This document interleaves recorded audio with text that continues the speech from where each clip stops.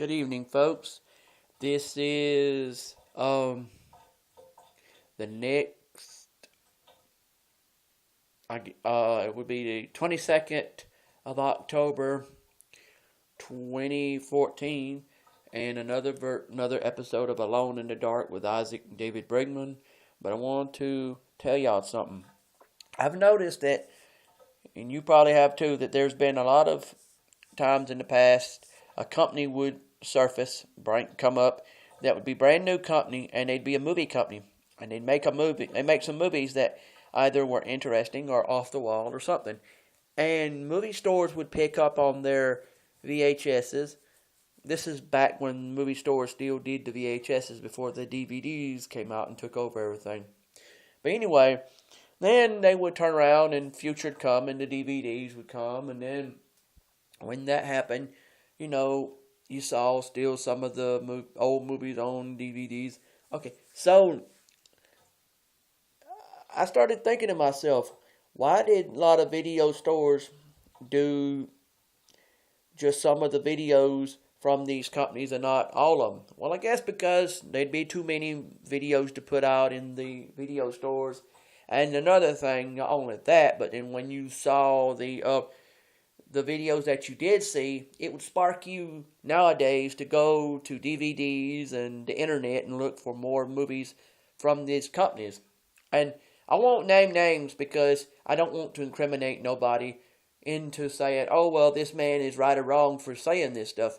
But any company, no matter if it be horror movies, religious movies, love stories, whatever, you learn, if you get into it, and you start liking it, the things that you saw on there, you'd be like, well, this person come out with a movie, and when they did, then you liked it, so then you wondered, is the rest of the movies they did the same, or is they more different? Are they like, well, this guy did this, and this woman said this, and da-da-da. You wonder. So, when you find out the truth, you're like, I see. It is different, or it isn't the same, or however you want to put it. So, I guess the moral of my story is, you got to learn that a lot of times, that when we come up with something in the past, it's the past, but yet the past can be looked at weird because nobody wants to do this anymore. And you like, do what anymore? Nobody wants to take and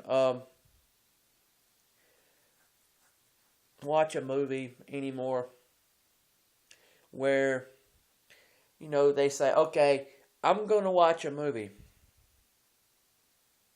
and I'm going to go rent it from a movie store because movie stores are dying out because the DVDs are taking over. People are going to vintage VHSs their own self. And then plus the fact that, you got internet and all that, and then by the time you got cell phones playing it on the internet, and I'm not knocking it. I'm just telling you the story. Then you find out that there's no need for a movie store. If a movie store still thrived and survived today and was basing what they did on, I still think that you have to go to your TV for a VHS and a DVD because there's nothing more satisfying than a good old DVD or a VHS that you found from somewhere out there. And I'm not going to say where you find them because I don't know where you find them. You may find them anywhere, but you find them. Excuse me for making rude noises. It's my sinuses giving me troubles. But you learn that people just get to the point these days where they say, is there really people that still collect VHSs? Yeah, but an old VHS. See, a guy's going to sit there and say, well, I found this old VHS of such and such movie. If this guy has seen this movie enough times where it doesn't matter if he collected it and kept it and never watched it again, that'd be fine. But there's some folks that collect them and watch them until they're no good no more, till they break, pop, snap, and bend. But if you take care of them right, they won't do it for a while, and you can watch it over and over. And You may see a movie that was done years into the past, and it be a religious movie, but you do know with a DVD, you can watch the whole movie, and you don't have to worry about having to put a part 2 on, because sometimes the part 1 and 2s are on the same DVD, and then sometimes the part 2 was on the reverse side of the DVD, and you didn't know it until later. You found out that you had to reverse the movie to see the movie. And you're like, oh, I have to reverse the movie to see it. So then you reversed the movie and saw the movie, and you're like, okay, that's the movie I needed to see. Oh, okay. So see, what I'm saying is you find out stuff about movies you didn't know existed. You might find out that there were movies out there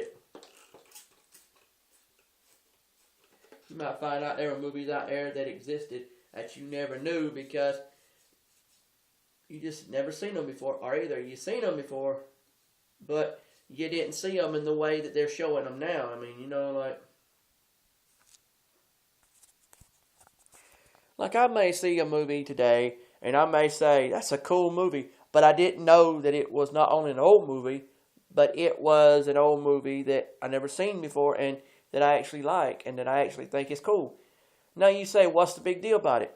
Well, sometimes our past, when it comes back to you through entertainment, it's good, it's fun, clean, and I like what I'm doing, I like what I'm saying, but, I'm happy. To a certain point, I'm happy. But what I don't like is when I hear people say, you said something you shouldn't have said. And I say, what's that I said I shouldn't have said? And they say, well, you're taking stock in issues that you shouldn't even think of. And I'm thinking, no, I'm not. I'm saying things. Did anybody say that? Well, if you don't respond to something I said when you have a right to, then that's about like saying I'm talking about something that don't make no sense. So, people, why do you sit there and watch videos of people having subjects that some of the now I understand if it's not your cup of tea, I understand.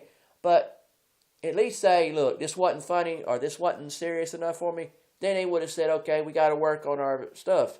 But you don't say nothing. That gets these people's mind reeling about, well, was I right or not about this subject?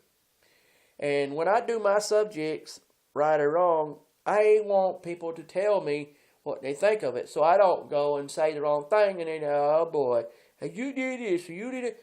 I know I did it and I might have not done it right. But at least tell me so I don't make mistakes and stuff. And if I made a mistake at something, please tell me what makes you think that you got the right to tell me, oh, you're wrong or you're not right. Well, knowing if I was wrong, all you gotta do is tell me that. And please, folks, don't go around saying, I'm wrong if you don't know that for a fact. If I'm wrong, let me know so I can tell you why I believe you think that. There's a lot of things that just don't make no sense. And if you, like I said, I promise something I said, let me know. But back to where I was. Okay, there was a lot of movies in the 80s, regardless of the genre, that were cool. Genre, however you want to say it. And they were cool because they just did pretty good movies back then. And you think about the subject and you say, what was in this guy's mind, depending on what kind of movie it was? Well, what might have been in his mind was that he didn't have a mind. He had a woohoo. And he wasn't straight with himself. He wasn't up front with himself. He put himself to a position where he had a point to make, and he made that point, whether you liked it or not. And I wish you people, and I pray you people understand that watching a scary movie, watching a religious movie, or any kind of movie does not have an effect on what your religion is. It is how you act when you do this. If you take this stuff seriously and say, oh, well, there's really such monsters, or there really is such romance out there, and you say, well, I'm going to find it, and I'm going to go on a witch hunt, that's like taking it too far, and God's not going to accept you for it. But If you look at these movies and know some are real and some are fake, and you know what's the difference, and you try to dwell on that aspect of it, fine, yes. Dwell on the aspect of it ain't real and it won't be real.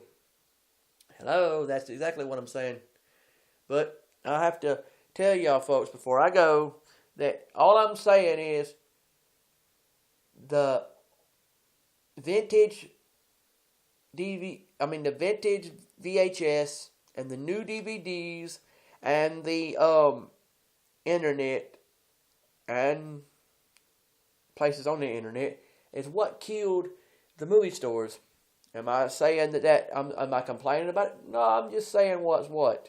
And if there is a video store striving and surviving, if you're a mom and pop video store, good for you, and I hope the Lord will protect you and keep you safe. And if you have to keep up with the times, that's fine too.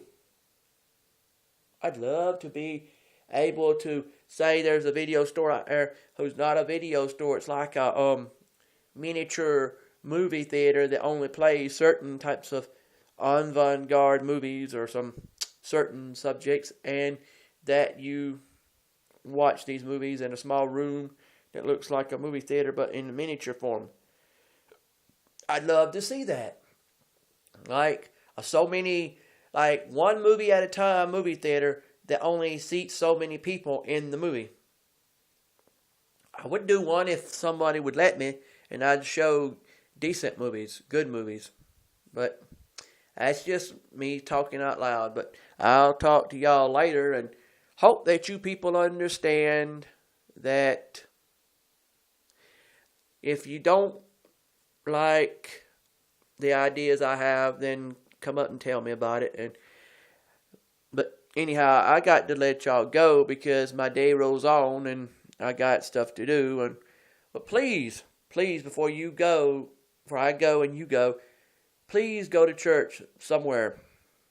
And if you want to go to church with me, then that's Heritage Baptist Church at 107 and 109 Oakmuggy Street, Broxton, Georgia, 31519. Church services is Sundays, 10 a.m. for Sunday school, 11 a.m. for church. And then after church, there's a church lunch. Then you go home and come back, and you can come at 2 or 3 or 4 or 5 or 6 p.m. But the food at night starts at 6:30, and then the church is afterwards, and Wednesday nights is 6:30 for food, but come anytime you want to during Wednesday. And I realize like 2, 3, 4, 5, or 6, you can come, because if someone's there, which most of the time there will be by the time you get there, you are mingling with the folks that come, and then you eat. So, and the phone number to the church is 912-592-6131. And ask for Don T. Lott. That's the pastor. That's his cell phone number and the church's number. He works at Fletcher Oil Company in Douglas, Georgia, and talk to him. If he hasn't got time to talk, ask when he has got time to talk and talk to him then. Also, if you'd like to, please make sure to ask him if you know how to play any kind of instruments for the Lord, like banjos, guitars, pianos, mandolins, harmonicas, dobros, any kind of music for the Lord in the line of Southern gospel or bluegrass gospel. Then talk to him, find out about not only joining the church, but also being playing your instrument for the Lord there every Sunday night, and Wednesday night. All right. God bless you, and hope to see you there. And also, don't forget my church service I do on YouTube. Keep up with that, and it's the Christian Hearts Christian Fellowship Church. It is an online ministry I do on YouTube. Keep up with that. But thank you, and have a nice day. And God bless you.